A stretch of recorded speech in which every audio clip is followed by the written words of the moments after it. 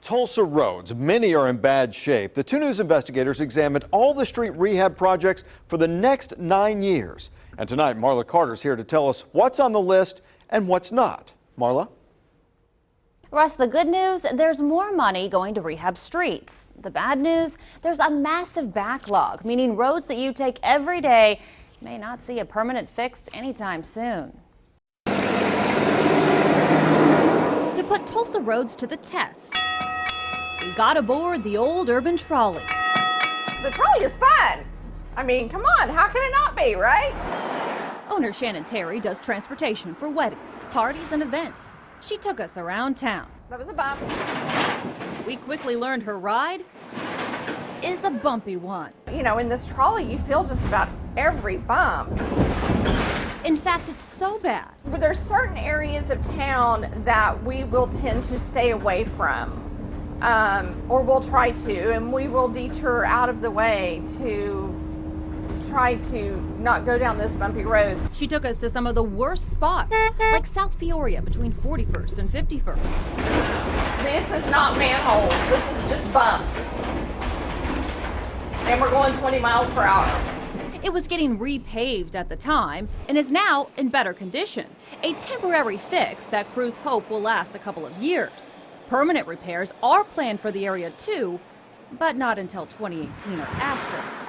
Our jolty journey continued north. We're heading westbound on 15th, just past Lewis. The area between Lewis and Utica left us bouncing out of our seats.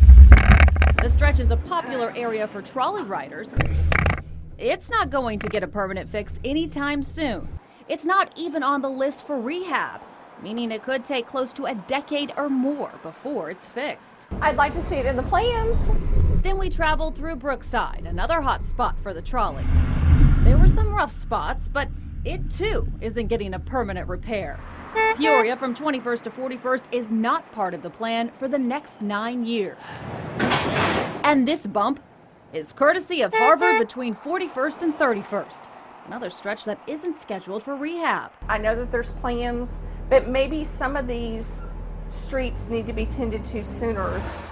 Lake and Gooch agrees. She owns a food truck, and the roads are taking a bite out of it. There is quite a bit of wear and tear on our trailer. She says the roads tore up their truck's plumbing 3 times in 4 months. So it's definitely been a trying experience. We asked City Councilor G.T. Bynum why some streets that are riddled with potholes aren't on the list to be fixed. We're simply playing catch up because of a lot of decisions that have been made over half a century. Bynum says for decades the city didn't invest in the streets. That led to a maintenance backlog that totals upwards of $1 billion. It took us half a century to get into this problem, and it's going to take probably about a decade for us to climb out of that hole. What's worse, the streets that are falling apart, if they aren't on the list, they won't see any major repairs for the next 9 years or more. Engineers say crews will patch the bad roads, but they're not going to invest too much. Here's the reason why. Engineers say it's better to put the money into maintaining streets that are in good condition and prolonging their life than investing money into a street that's already gone and will eventually need a major rehabilitation. If you can get the streets in good condition, you have the opportunity to do preventative maintenance. There is some good news. Tulsans have passed 2 sales tax packages to pay to rehab the streets. And it's starting to pay off.